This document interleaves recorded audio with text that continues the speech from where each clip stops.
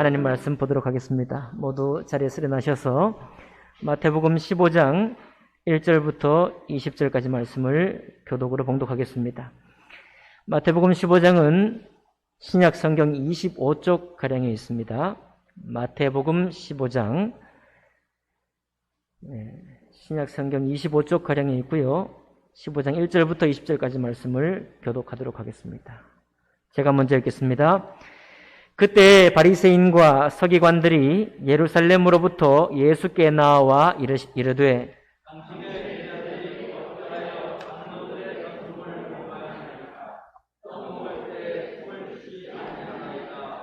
대답하여 이르시되 너희는 어찌하여 너희의 전통으로 하나님의 계명을 범하느냐?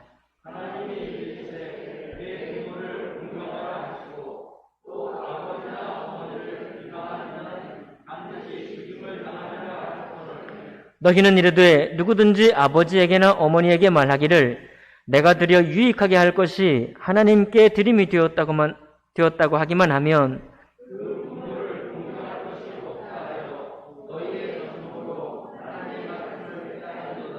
외식하는 자들아, 이사야가 너희에 관하여 잘 예언하였도다. 일러스되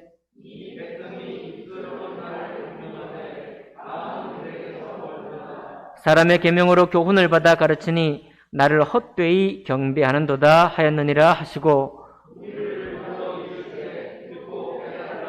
입으로 들어가는 것이 사람을 더럽게 하는 것이 아니라 입에서 나오는 그것이 사람을 더럽게 하는 것이니라.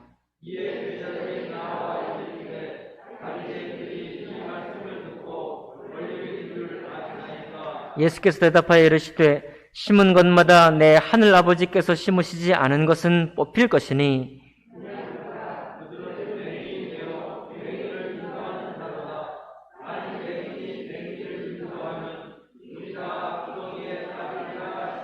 베드로가 대답하여 이르되 이 비유를 우리에게 설명하여 주옵소서. 입으로 들어가는 모든 것은 배로 들어가서 뒤로 내버려지는 줄 알지 못하느냐?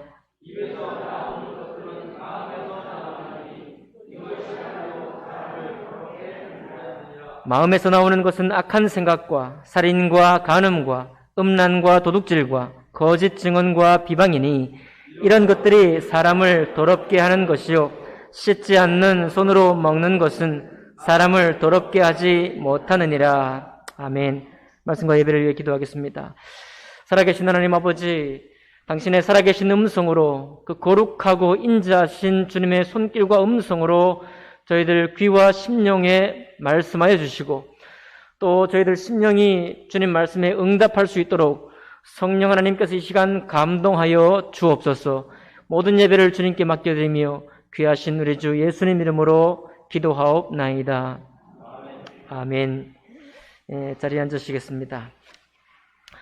오늘 읽은 이 마태복음에 있는 말씀을 본문으로 해서 손 씻는 일, 마음 찢는 일이라는 제목으로 하나님의 말씀 나누겠습니다.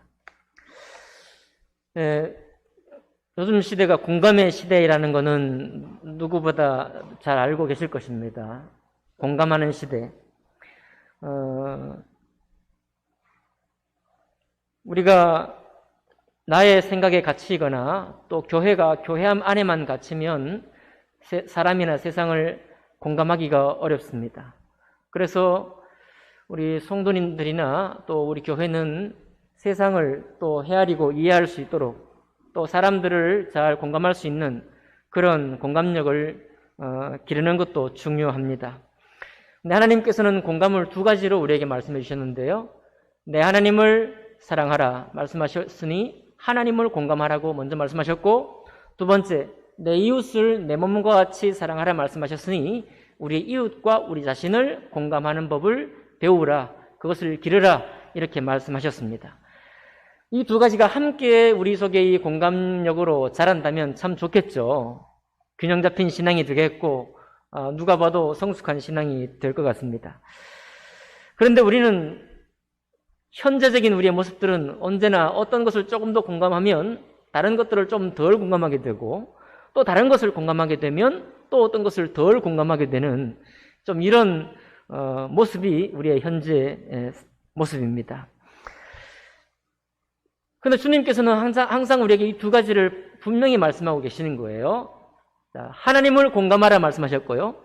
하나님을 공감하라는 말은 하나님의 뜻, 하나님의 말씀을 공감하고 그리고 사랑하라는 말씀이고, 그리고 내 이웃을 내 몸과 같이 사랑하라 하셨으니 우리 자신과 우리의 이웃들을 공감함으로 사랑하라 말씀했습니다.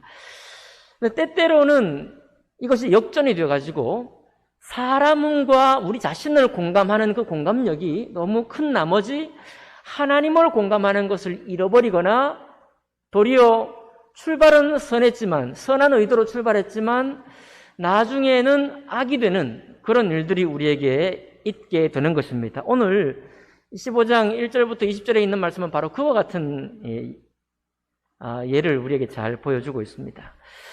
말씀 한번 보겠습니다. 그때에 바리새인과 서기관들이 예루살렘으로부터 예수께 나와 이르되 라고 말씀하고 있습니다.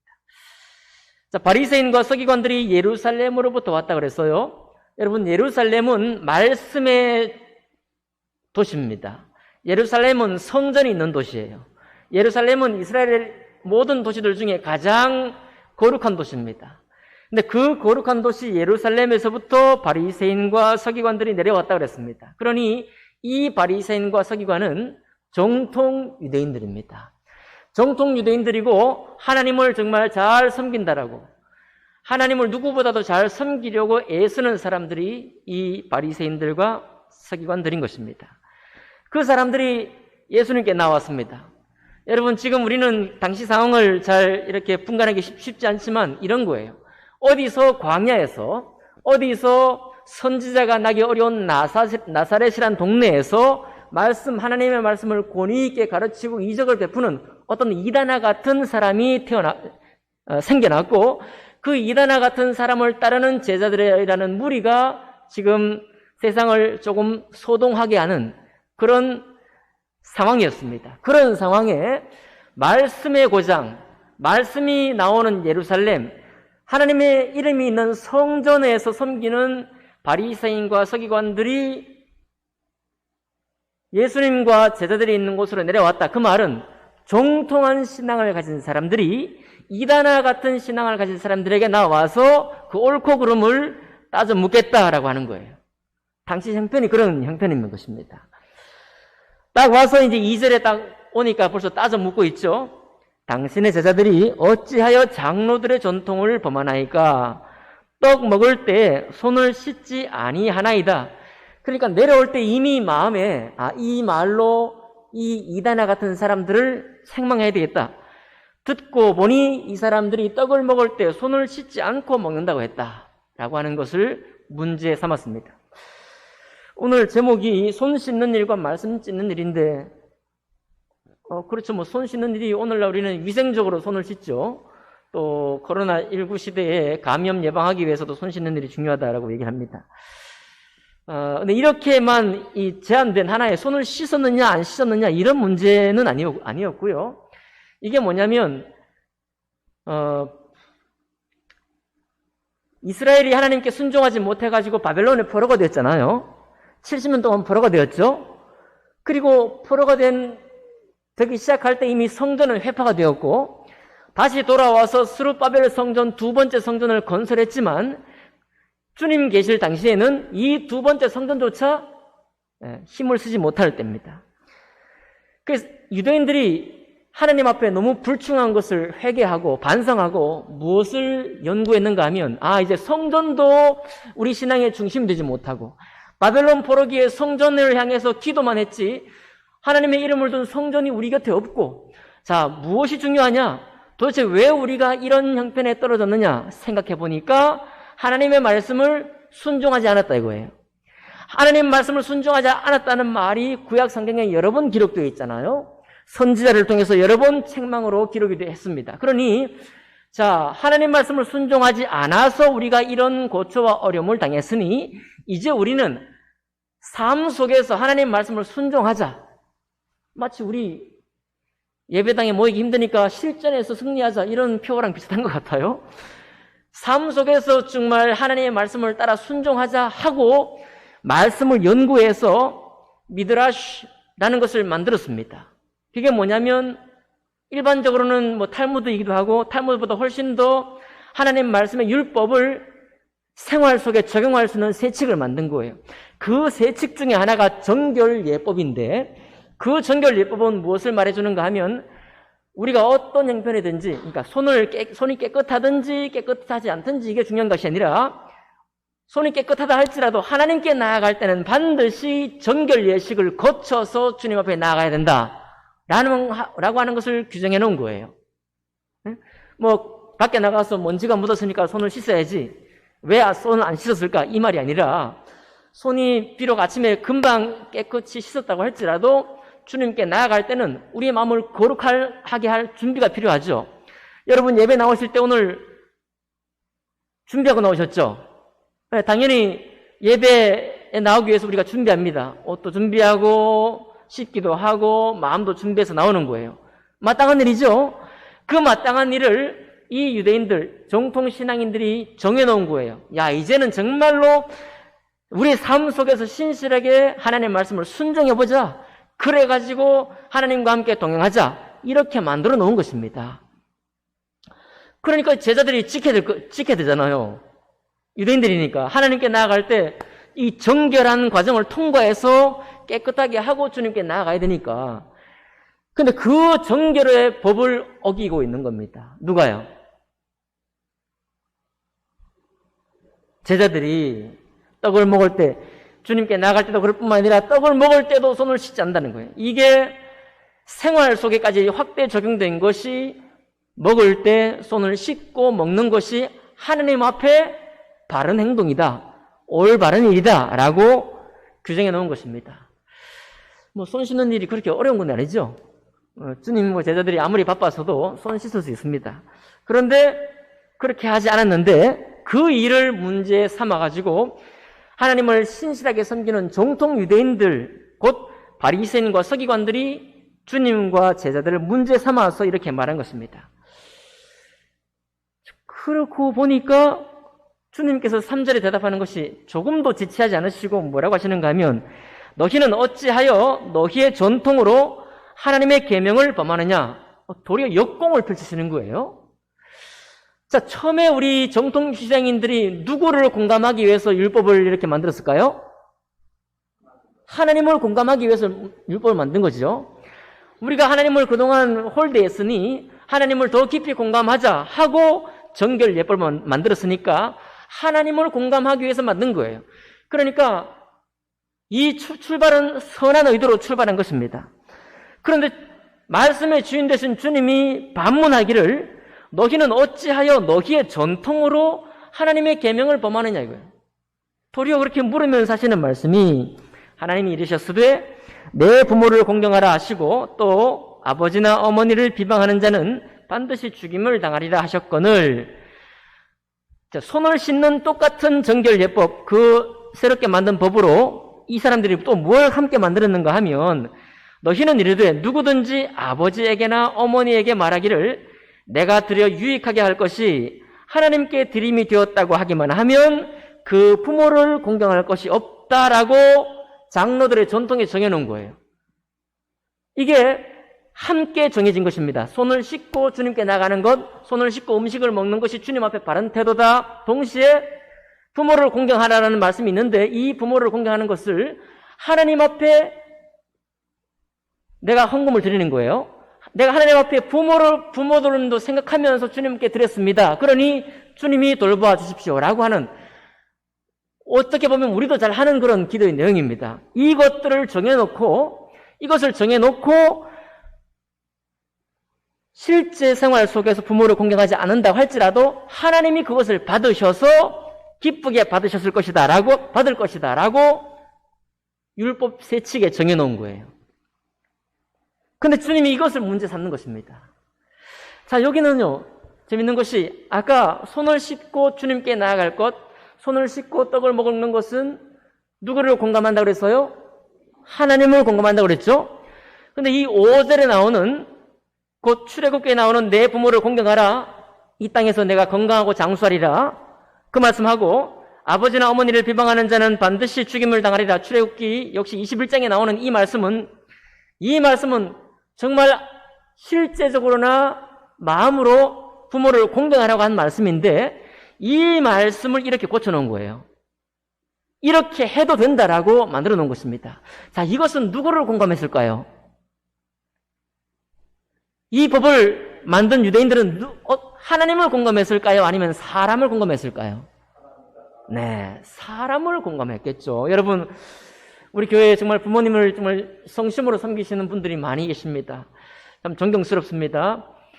여러분, 부모님을 섬기는 이 섬김은 많은 마음의 아픔들이 있고 또 어려움들도 있고 또 그것을 딛고 나아가려고 하는 다시 신앙의 또 회개도 있고 엎치락뒤치락한 마음 속에서 우리 부모님을 섬긴다는 것 우리가 알고 있습니다. 맞죠? 그럼에도 불구하고 끊임없이 그렇게 하는 것 자체가 부모님을 공경하고 섬기는 것이죠. 맞나요? 신앙생활을 하다가 넘어지기도 하고 다시 일어나기도 하는데 그 모든 것을 계속해서 반복하는 것이 도리어 하나님을 섬기는 올바른 자세입니다. 내가 주님께 실망스러운 일을 했다고 해서 넘어져 버리면 그게 하나님을 공경하는 태도가 아닌 것이죠. 다시 일어나서 주님 앞에, 주님 말씀 앞에 서는 것이 주님을 공경하는 것입니다. 근데 여기 부모님을 섬기는 것은 여러분과 제가 한번 추측해 볼까요? 여기 이유는 나와 있지 않습니다. 왜 부모를 공경하라고 하면 각 가정의 형편대로 공경하면 될 것인데 굳이 이런 세칙을 만들었을까요? 부모님이 너무 멀리 계셨을까요? 아니면 나의 벌이가 너무 신동치 않아서 정말 여기저기 이렇게 떼어드릴 것이 없으니까 하나님께 이 모든 것을 떼어드리고 그리고 우리 부모님을 주님이 돌봐달라고 그 가난한 사람의 어떤 기도였을까요? 분명히 이것은 사람을 공감한 것이 맞을 겁니다. 우리의 여러분 오늘날 이 시대에 부모를 섬긴다는 것은 정말 이제는 글쎄요. 이제는 어디 박물관에 들어가야 될 일이 될지도 모르겠습니다. 앞으로는 지금 여러분과 제가 우리 부모를 섬겨왔던 그런 모습은 우리도 잘 알고 있습니다. 우리 자녀들에게 이런 모습으로는 기대할 수 없을 것이다 라는 것을 이미 우리가 알고 있잖아요. 벌써 마음에 준비를 하고 있는 그런 사람들이 많이 있을 것입니다. 그러나 우리가 어떤 모습으로 자녀로부터 공경을 받든지 간에 하나님 말씀은 분명히 말씀하고 있습니다. 내 부모를 뭐하라? 공경하라고 말했습니다. 그리고 이 공경은 많은 어려움들을 품고서 나아가게 되어 있습니다. 그런데 어떤 이유든지 분명히 사람을 공감했던, 사람의 어떤 어려움을 공감했던 이 바리새인들, 서기관들, 곧 정통 유대인들이, 랍비들이 이렇게 바꿔놨습니다. 하나님께 다 드리고 이 드리면서 기도할 때 내 부모를 챙겨주십시오 라고 기도하면 부모를 공경하지 않아도 된다. 실제로 내가 부모님을 섬기지 않아도 하나님께서 기뻐 받으실 수 있다 라고 했다는 거예요. 듣고 보니까 조금 편하지 않습니까? 위로가 될 수도, 아마 어떤 분에게는 정말 이것이 악한 위로가 아니라 정말 신실한 위로가 되기도 할 것입니다. 근데 문제는 뭐냐면 이것을 법으로 정해놓고 더 이상 많은 유대인들의 마음속에 부모를 공경하는 데 따른 여러 가지 어려움들을 품고서 하나님 말씀을 공감하고 하나님 말씀을 순종하고자 하는 그 마음을 저버리게 했다는 거예요. 이것을 우리 주님이 문제시 삼고 있는 것입니다. 7절에 말하기를 외식하는 자들아, 바로 나오죠? 이사야가 너희에 관하여 잘 예언하였도다. 일러스되 이 백성이 입술로는 나를 공경하되 마음은 내게서 멀도다. 사람의 계명으로 교훈을 삼아 가르치니 나를 헛되이 경배하는도다. 자, 그러면 아까 손을 씻어서 주님 앞에 정결 예식을 갖추라는 것은 누구를 공감했다 그랬어요? 하나님을 공감했다 그랬죠. 그런데 하나님을 공감하고자 하는 그 말씀은 출발했지만은 사실은 그 정결 예식을 지키면 이 사람은 하나님 앞에 합당한 사람이라고 하는 아주 안일한 또 적용의 결과를 만들어낸 것입니다. 여러분, 우리의 육신의 부모를 섬기는 것도 이렇게 힘들고 쉽지 않은 일인데 하나님 아버지를 공경하고 주님을 사랑한다는 것은 더욱 그런 거 아시겠죠?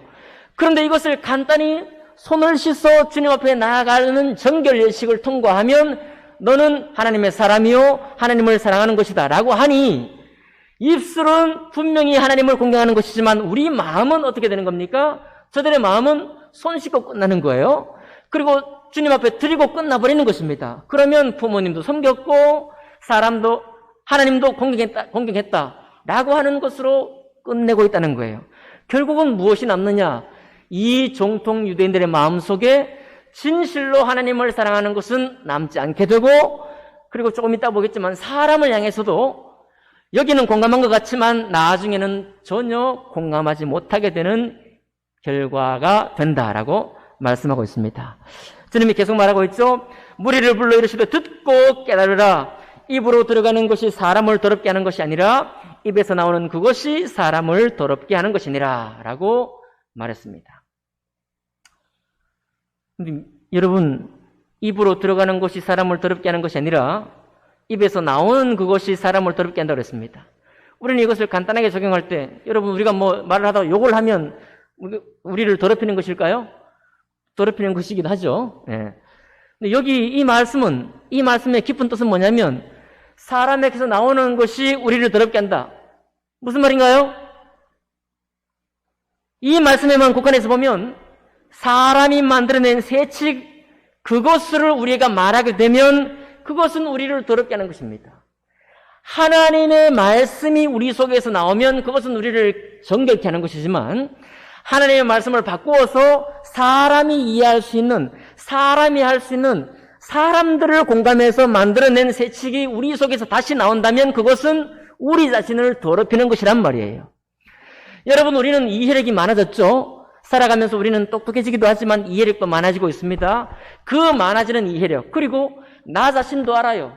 내가 어떤 한계를 가지고 있는지, 내가 어느 만큼 섬길 수 있는지, 내가 얼마나 신실해질 수 있는지, 내 속에 얼마나 또는 악한지 우리는 알고 있습니다. 그것 때문에 거기에서부터 우리 말이 나오기 시작하면 아무리 아름다운 말이라고 할지라도, 사람들이 듣기에 아무리 선한 말처럼 들린다고 할지라도 그것은 우리를 더럽히는 악한 말이라는 거예요. 아멘 합시다. 왜 그런가요? 하나님의 말씀이 유일하게 참되시고 그분이 깨끗한 말씀을 우리에게 주셨는데, 그 깨끗한 말씀에 사람을 위해서 만들어 놓으니까, 덧붙이거나 빼놓으니까 어땠어요? 깨끗한 말씀이 됐나요? 더럽혀진 말씀이 됐나요? 더럽혀진 말씀이 되는 것입니다. 여러분, 그래서 이 말씀은 뭐 욕을 한다, 뭐 걸걸하게 말을 한다, 아니면 뭐 다른 사람을 공격하려고 한다, 이런 말해도 적용할 수 있지만 그것보다 1차적으로 적용할 것은 뭐냐면, 사람을 이해하고 사람을 공감한 것 때문에 하나님의 말씀을 변개하거나 바꾸어서 우리가 말할 때 바로 그것은 나를 더럽히는 것이고, 그것을 하나님 말씀처럼 듣는 그 상대방도 더럽히는 말이 된다라는 거예요. 얼마나 놀라운 말씀입니까? 이 얘기를 듣고 보니까요, 제자들이 갑자기 촉이 딱 생기는데, 지금 예수님이 있죠?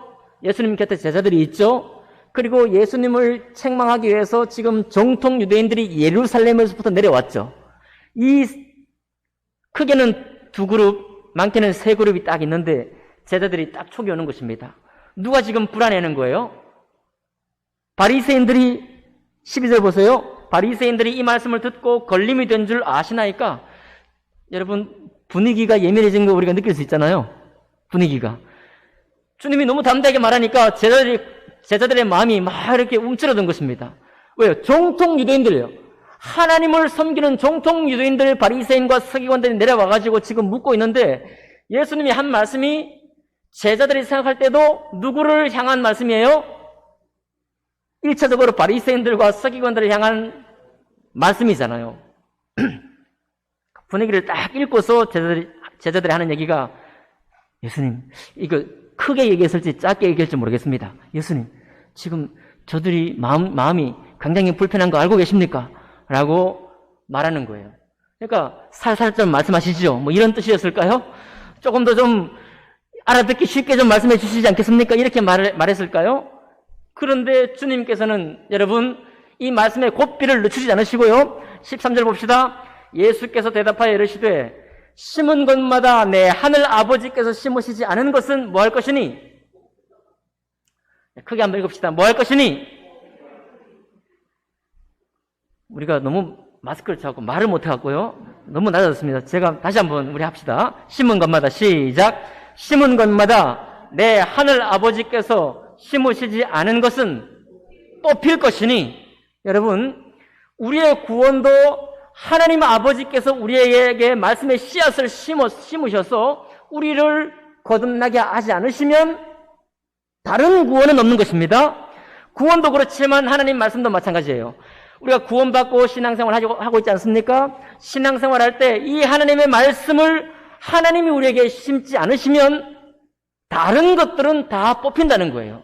그러니 바리새인과 서기관들이 사람들을 이해해서 적용하고 만들어놓은 이 세칙들은 누가 심은 것이다? 사람이 심은 것이지 누가 심은 것이 아니에요? 하나님이 심은 것이 아닙니다. 하나님이 심은 것이 아닌 것을 말하는 사람들, 그것이 목사가 되었든지 성도가 되었든지 상관없습니다. 하나님이 심지 않은 말씀을 하는 사람들은 반드시 뽑힐 것이다 라고 깜짝 놀랄 말씀을 하는 거예요. 지금 바리새인들과 서기관들은 예수님을 공격하려고 나왔는데 완전히 자기들이 지금 코너에 몰렸습니다. 코너에 몰렸는데 그냥 모는 게 아니라 아주 강단 있게 몰아가십니다. 심은 것마다 내 하늘 아버지께서 심지 않으신 것은 뽑힐 것이니 그냥 두라. 제자들 마음에는요, 어떻게 하든지 정통 유대인들과 예수님이 조금 이렇게 같이 어울려서 아름다운 얘기를 하고 교제했다가 어떻게 좀 잘 만들어가면 좋지 않겠습니까? 자기들 이단처럼 취급받지 않고, 나사렛 예수 이단의 괴수를 쫓는 무리라고 취급받지 않고, 아, 여기도 뭐 하나님을 정말 사랑하는 사람들이구나. 비록 정통한 그런 코스를 걷진 않았지만 그래도 하나님을 사랑하는 사람들이구나 라고 하면 얼마나 좋습니까? 서로 연합도 되고 화합하고, 야, 우리가 이렇게도 하나님을 섬길 수 있구나 하면 좋겠죠. 주님은 단호하신 것입니다. 주님은 그렇게 하지 않으셨어요. 그냥 두라. 그냥 두면 어떻게 돼요? 그냥 두면 어떻게 돼요? 하나님께서 심으시지 않은 것은 어떻게 돼요? 자, 이렇게 말할 수 있습니까? 그냥 두라. 하나님이 심으시지 않은 것은 뽑히게 될 것이니 그냥 두라 라고 끝까지 타협하지 않고 있는 것입니다. 사람을 공감하기 위해서 하나님을 공감하는 것을 포기하지 않으셨어요. 우리 주님은 그렇게 말씀하고 계십니다. 여러분, 목사는 말씀을 읽고 말씀을 적용하는 사람입니다. 여러분들도 말씀을 읽고 생활 속에 적용하는 분들이죠. 때때로 우리는 신약 성경에 보면 믿음이 강한 자가 믿음이 연약한 자를 품으라, 도우라 라고 말씀하죠. 그래서 우리는 때때로는 신앙의 격려를 위해서 또 정말로 기특한 어떤 모습을 통해서 우리가 정말 본이 되고 정말 잘하고 감동이 됩니다 라고 하는 이야기를 사심없이 거짓 없이 합니다. 잘못된 것인가요? 잘못된 것이 아니에요. 신앙의 격려는 진실한 것이고 그것은 필요한 것입니다. 그런데 주님께서 우리에게 말씀하실 때 우리가 헤아리고 우리 수준에서 상식선에서 하나님을 섬긴다고 하는 그런 선에서 머물러 있다고 한다면, 사람이 공감할 때 사람이 이해할 만한 정도 수준에서 우리의 말씀을 순종하는 것을 고정시키려고 한다면 그것은 내 하나님을 공경하는 것이 아니라고 주님 말씀하고 있는 것입니다. 하나님을 공감하는 것이 아니라고 말씀하셨고, 그것은 비록 우리의 이해를 통해서 충분히 말씀을 해석한 것이긴 하지만 하나님이 심으신 것은 아니라고 또 주님이 말씀하고 있는 것입니다. 그러므로 주님의 사람은, 하나님 앞에 거듭난 사람은 하나님의 말씀에 관해서는 누구보다도 더 무슨 말씀을 받아야 돼요? 하나님이 하신 그 말씀의 뜻대로 우리가 받아야 한다는 것입니다. 아멘입니까? 우리는, 여러분, 그렇게 말씀을 받으면 우리가 굉장히 부끄러워집니다. 제가 어제 또 운동을 좀 하고 왔는데, 또 제 분을 좀 터뜨렸습니다. 네, 친구들이 제가 목사인 줄 다 아는데 분을 좀 터뜨렸습니다. 분 터뜨리고 난 후에 얼마나 부끄러운지 모르겠어요. 우리의 실패가 생활 속에 종종 있습니다. 바로 이런 우리의 연약한 모습들을 우리가 종종 드러내는 거예요. 그래서 이런 내가 어떻게 주님 말씀에 자라갈까? 어떻게 주님의 신실한 말씀 가운데 더욱더욱 자라갈까? 때때로 지치기도 하고 때때로 실망되기도 합니다. 나를 향한 실망뿐만 아니라 우리 지체를 향해서 보고 서로 보면서 또 우리의 믿음의 수준을 결정해 가기도 하는 거예요. 그러나 여러분, 오늘 이 말씀, 이 단호하신 예수님의 이 눈빛과 이 음성을 우리가 기억할 수 있기를 바랍니다. 여러분, 제자들이요, 나중에 오순절 성령 강림을 통해서 성령 하나님 안에서 거듭났습니다. 그렇죠? 아직 이때까지는 주님을 따랐지만 거듭나지 못했어요. 아마도 제자들이요, 바리새인과 서기관들과 예수님이 조금 더 사이가 좋은 관계로 되기 원했던 이 제자들이 성령을 통해 구원받을 때 이 강렬한 기억들을 분명히 생각했을 것입니다.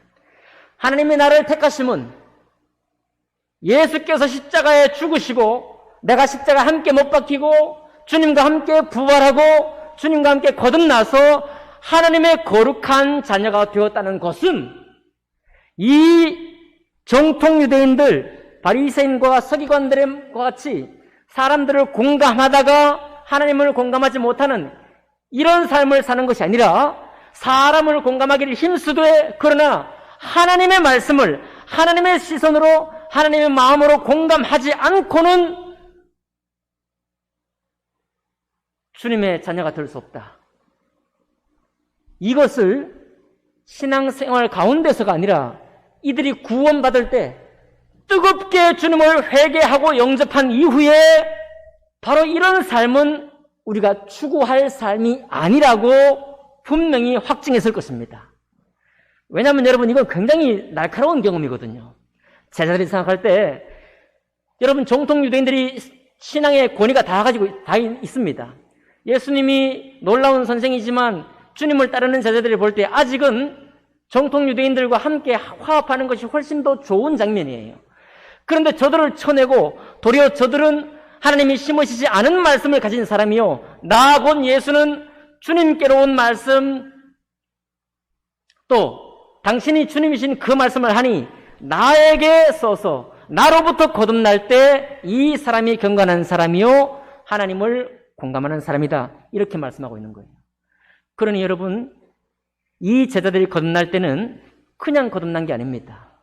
여러분, 우리가 때때로 성서 침례교회에서 구원을 강조하는 바는 왜 강조하는가 하면 이 구원은 그냥 구원이 아닌 거예요. 이 구원은 교회 생활을 하지 않은 사람이 교회 생활을 하기로 작정하는 그런 구원이 아닌 것입니다. 이 구원은 그냥 내가 힘들었던 삶에서부터 이 하나님을 믿고 좀 더 나아진 삶을 살기로 작정하는 그런 구원이 아닌 거예요. 이 구원은 사람을 공감하고 사람을 두려워했던 삶에서부터 하나님을 공감하고 하나님을 두려워하는 삶으로 내가 완전히 변화되는 공감인 것입니다. 그리고 그 삶 속에서 그것을 우선순위에 둔 후에 연약한 사람들, 바로 우리 자신들을 서로 격려하며 위로할 때 사람을 공감하는 공감력이 필요한 것입니다. 결국은요, 이렇게 사람을 공감하기 위해서 주님 말씀을 바꾸어서 적용하고 바꾸어서 이해하는 것이 어떤 형편에까지 이르느냐. 18절 19절 보십시오. 입에서 나오는 것들은 마음에서 나오나니 이것이야말로 사람을 더럽게 하느니라. 마음에서 나오는 것은 악한 생각과 살인과 간음과 음란과 도둑질과 거짓 증언과 비방이니. 여러분, 아까 둘 다 하나님을 공감하기 위해서 새 식을 만들었습니다. 그렇죠? 그런데 그것이 주님께서 심으신 말씀이 아닌 그 마음을 그대로 가지고 있으면 이 마음이 부패하면서 이루어지는 것이 뭐냐면 악한 생각을 이루고요, 살인을 이루고 간음을 이루고 음란을 이루고 도둑질을 이루고 거짓 증언을 이루고 비방을 이룰 수밖에 없게 된다는 사실이에요. 그러니 여러분, 나중에 주님이 말씀이 점점 더 진행될수록 강건하게 선포하시는 게 뭐냐면 화 있을진저 독사의 자식들아 바리새인과 서기관들이여 라고 말하고 있잖아요. 그죠? 결국은 겉으로 주님을 섬기고 입술로만 주님을 섬기고 나면 우리 마음속에 남는 것은 이런 마음이 남다는 거예요. 주님이 우리를 건져내셔서 구원하신 것은 악한 생각에서 건져내신 것이고, 살인에서 건져내신 것이고, 간음에서 건져내신 것이고, 음란에서 건져내신 것이고, 도둑질과 거짓 증언과 비방, 이 모든 악한 마음, 곧 하나님을 떠난 마음에서 우리를 건져낸 것인데, 그 건져낸 사실에서 거꾸로 다시 돌아가서 사람의 마음에 머물러 주님의 말씀을 바라보니까 뽑힐 수밖에 없는 말씀이요, 가만두어 뽑힐 수밖에 없는 바리새인과 서기관들이다라고 하는 말씀인 거예요. 놀랍지 않습니까? 주님 말씀이 아주 강건합니다. 심지어 여러분 마태복음 15장 우리 14절에 보면 맹인이 되어 맹인을 인도하는 자로다. 만일 맹인이 맹인을 인도하면 둘이 다 구덩이에 빠지리라. 그러니까 지금 바리새인들은 정통 유대인들로 나왔는데 주님이 말씀하실 때 너희는 뭐다?